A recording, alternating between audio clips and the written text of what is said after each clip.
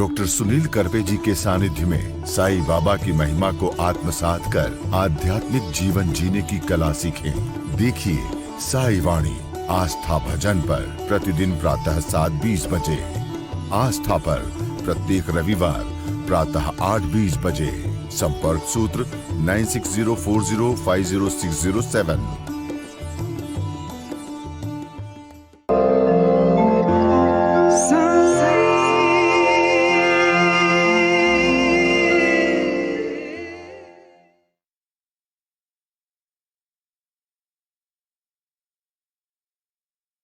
साईं तेरे चरणों में कोटि प्रणाम।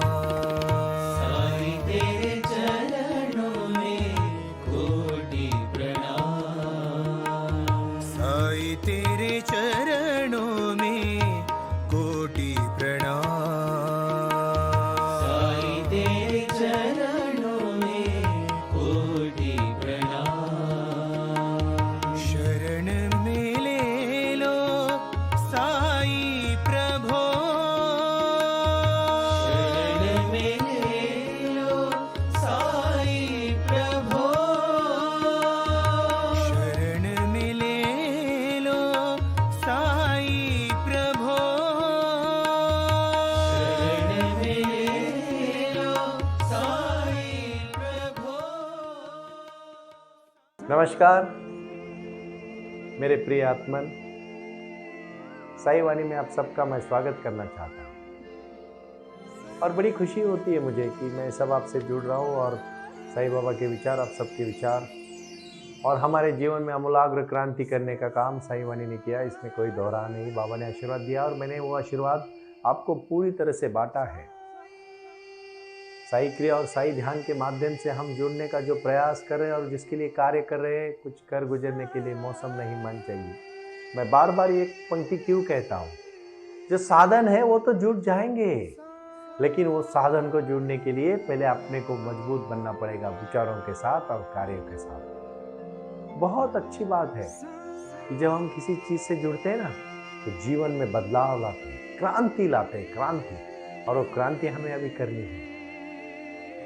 बहुत सारे लोग हैं वही रोजमर्रा की जिंदगी में सुबह उठ रहे, काम पे जा रहे हैं, शाम को घर आ रहे हैं, कुछ मनोरंजन के लिए इधर उधर घूम रहे हैं, फिर से सो रहे, फिर से सुबह उठ रहे हैं। अब ये बच्चे हैं, कल बड़े हो रहे हैं, बड़े के बाद उनकी शादियां हो रही, फिर उनके बच्चे हो रहे और यही जीवन कार्य में फंसते फंसते जा रहे हैं और दुखी हैं। जरूर अपना हर दिन का नित्य कार्य करो, लेकिन उसके पहले अपने जीवन में क्रांति लाओ। आप कहोगे सुनील जी, आप कह रहे हो बार बार क्रांति लाओ, क्रांति लाओ, मतलब क्या करो? अपने अंदर की शक्ति को जानो पूरी तरह से। जिस मनुष्य जन्म में आपका जन्म हुआ है उसको सार्थक करो। और यही आज का बहुत ही सटीक और महत्वपूर्ण निर्णय है कि आपको आपके जीवन में पूरी तरह से बदलाव लाना है, क्रांति करनी है अपने जीवन की। और कौन सी क्रांति पता है?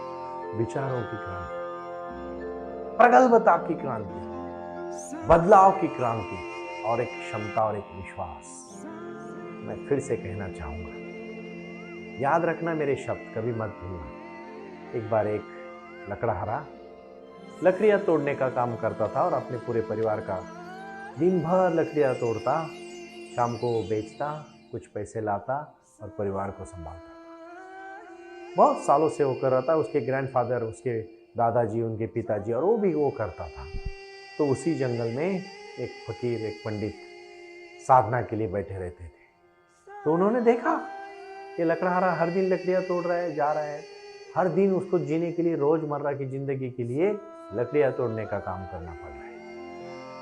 आपको भी लकड़ियां तोड़नी पड़ रही है। आप भले लकड़ियां ना तोड़ रहे, लेकिन कोई ऑफिस में जा रहा है, कोई सॉफ्टवेयर कर रहा है, कोई डॉक्टर की कर रहा है, कोई वकालत कर रहा है, कोई ऑफिस में जा रहा है, कोई मजदूरी कर रहा है, कोई रोजी रोटी चला रहा है, कोई शेयर मार्केट कर रहा है। तो आप क्या कर रहे हो? आप ही तो वही काम कर रहे हो ना। फिर वो एक दिन वो पंडित जी उसको बुलाते हैं और बहुत शांति से कहते हैं, देख बेटा, तू चिंता ना कर। वो हर दिन लकड़ियां तोड़ता है और वहां तक ही तू जाता है जंगल के, थोड़ा आगे जाना और आगे जाने के बाद चंदन के पेड़ है। वो चंदन के पेड़ की बहुत कीमत मिलती है। तो फिर वो उस गुरु को कहता है, आप मुझे बता रहे हो? 3 पीढ़ियों से मैं इसी जंगल में पूरी तरह से हमारी पुरखों से लोग, मेरे दादाजी, नाना जी, पिताजी, मैं खुद पूरा यही तो काम कर रहा हूँ, और आप मुझे चंदन के पेड़, मुझे पता ही नहीं चंदन के पेड़ है। तो वो एक बार विश्वास करने लायक पंडित लगा, तो दोनों ने सोचा कोई बात नहीं, मैं जाके आता हूँ। और फिर वो आगे चल लेता है।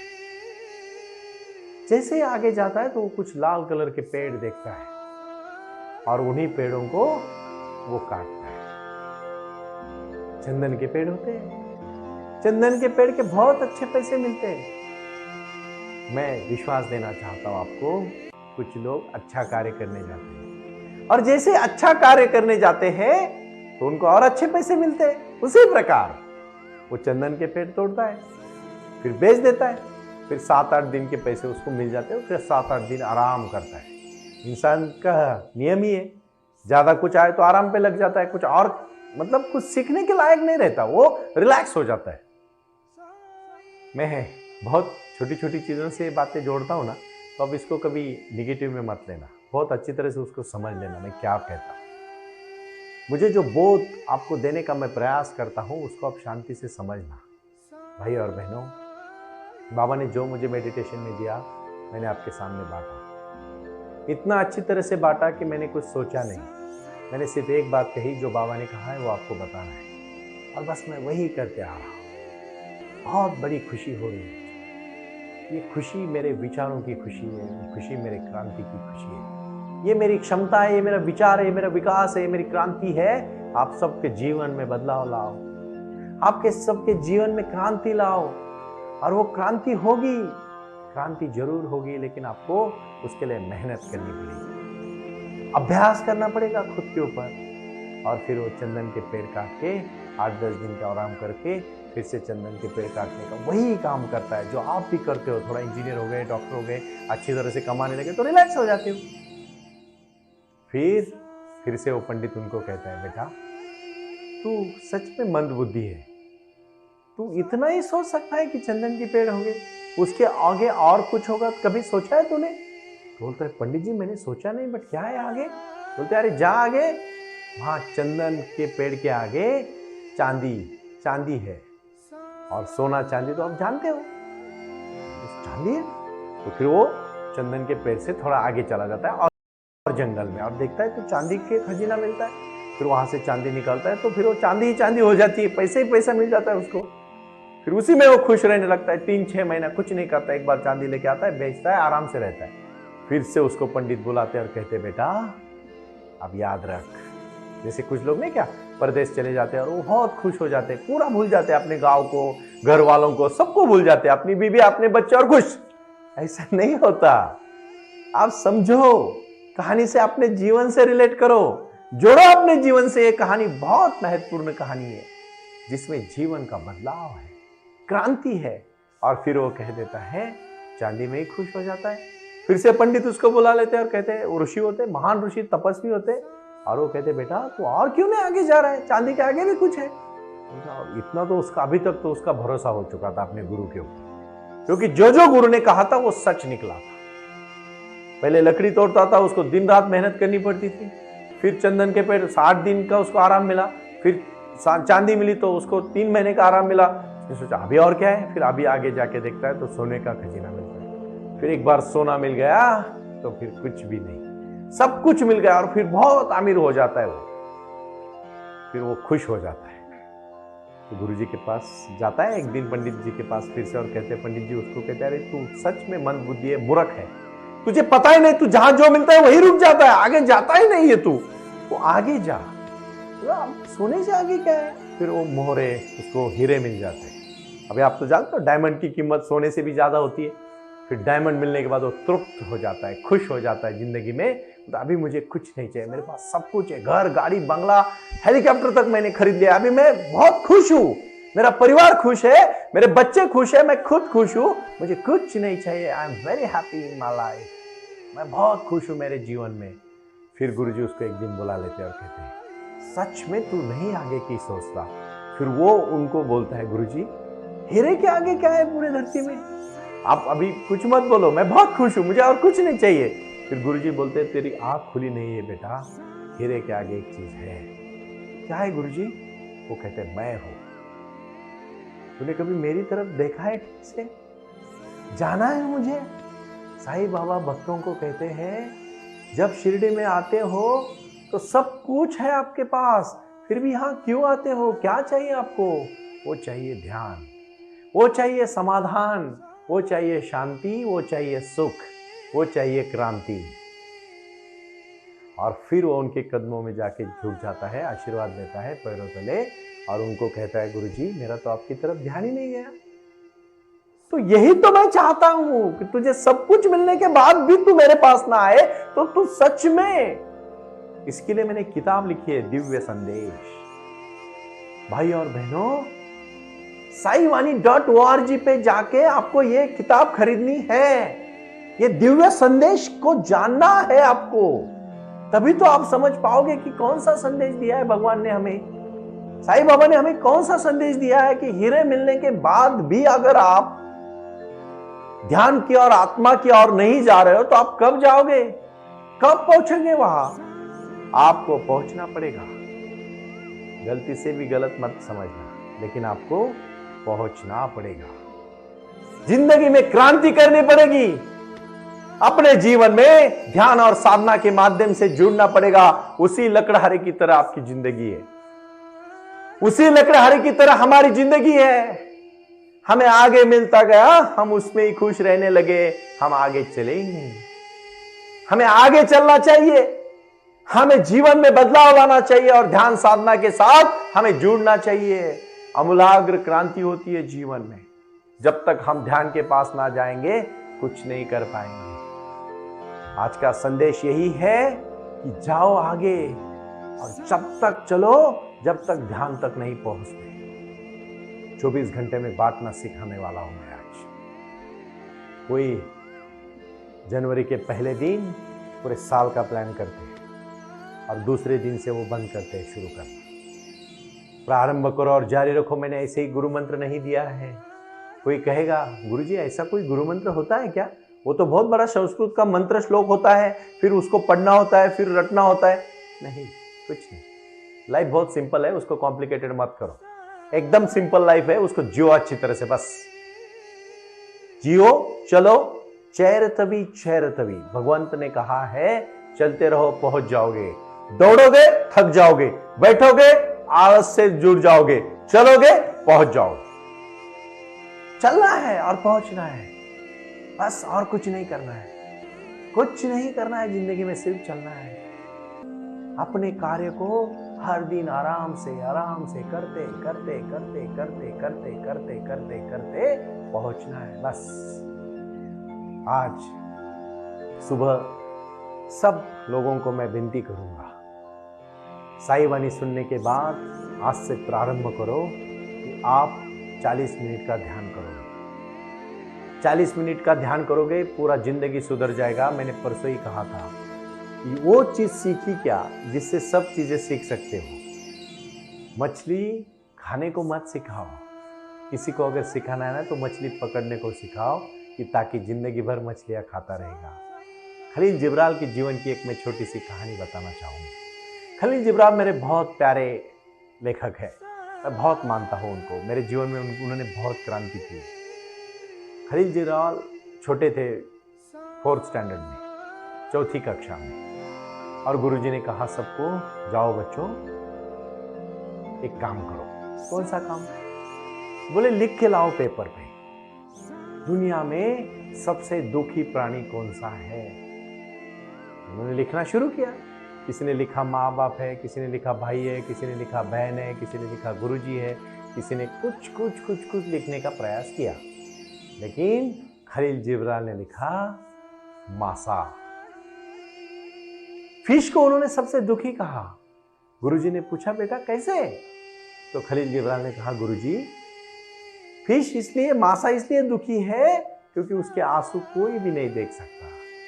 खलील जिब्राल को उसने गले से लगा और कहा बेटा तू कल बहुत बड़ा लेखक बनेगा, राइटर बनेगा। और अब तो जानते हैं खलील जिब्राल की कोई भी कहानी निकाल, बहुत महत्वपूर्ण जीवन का संदेश होता है उसमें, क्योंकि जिसके आंसू भी नहीं दिखते ना उसको दुखी कैसे कहेंगे आप। कभी किसी ने देखा है मासा रोता हुआ, मछली को रोता हुआ किसी ने देखा है? नहीं देखा ना। फिश को कभी रोता हुआ देखा है? मतलब खलील जिब्रान जब चौथी कक्षा में था, मतलब 6 और 4 9 साल का था, तब उसने ये सोचा था भाई और बहनों इतने बड़े विचार होने चाहिए, इतना बड़ा लक्ष्य होना चाहिए, जहां पहुंचना है वहां की हिम्मत स्ट्रांग होनी चाहिए, तभी तो पहुंच पाओगे। लक्ष्य बहुत बड़ा रखो। मेडिटेशन और ध्यान को असली इंसान बुक्स में मैंने लिखा है। असली इंसान हमारे बुक्स आप अभी स्क्रीन पे भी देख सकते हो। असली इंसान के ऊपर हमने काम किया, इसको मैंने जाना। मानवता ही धर्म रखा है हमने, और मानवता का धर्म सबसे बड़ा धर्म है। कोई दोहरा नहीं है। मानवता के धर्म के प्रति कुछ अलग हो, मैं फिर से आज बैठने के लिए आपको कहूँगा, मेडिटेशन के लिए मेरे साथ जुड़ो। ओम का उच्चार आप 3 बार मेरे साथ कर रहे हो।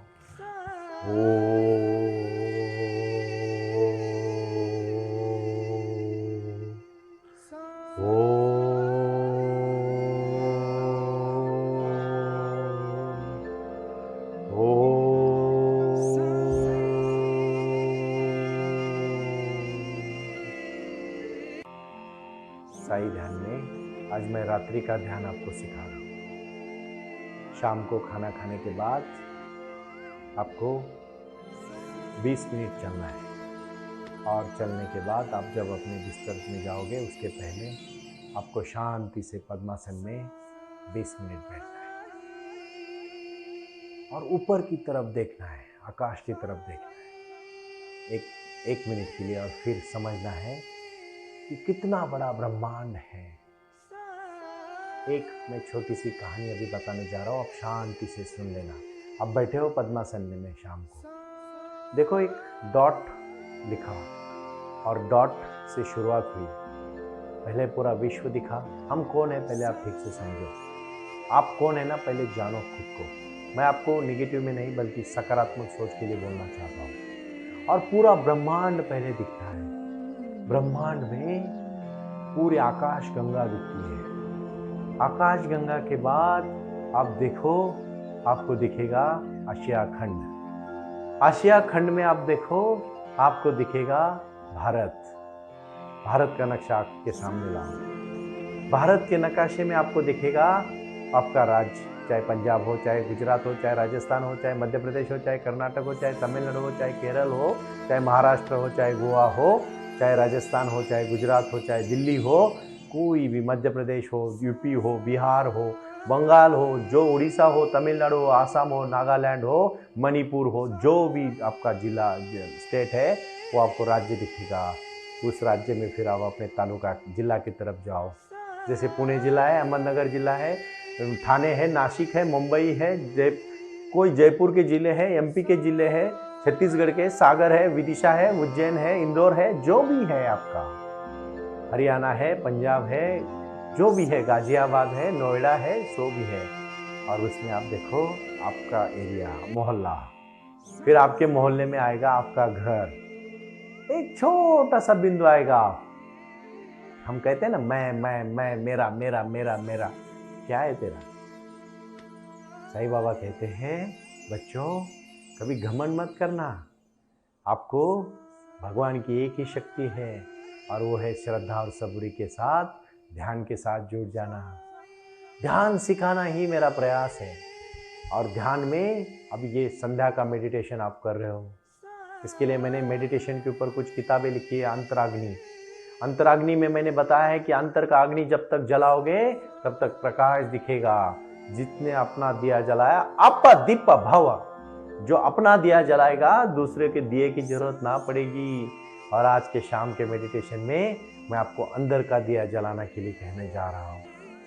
एक छोटी सी कहानी है कि जो डॉट रखोगे, गहरी ध्यान विधि, ये मेरी किताब आप मंगवा के जरूर इस किताब को पढ़ लेना। ये बहुत सारी किताबें हैं, एक दिन में तो सब नहीं बता सकता, लेकिन एक दिन जरूर आप मुझे सुनते सुनते सब सीख जाओगे। जो मैंने बाबा ने मुझे दिया वो मैंने आप सब में बांटा, इसी से जिंदगी बनेगी।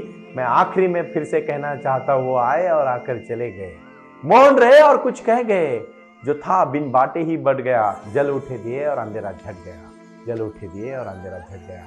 आपकी ज़िंदगी का दिया जले, यही मेरी विनती है। प्रणाम।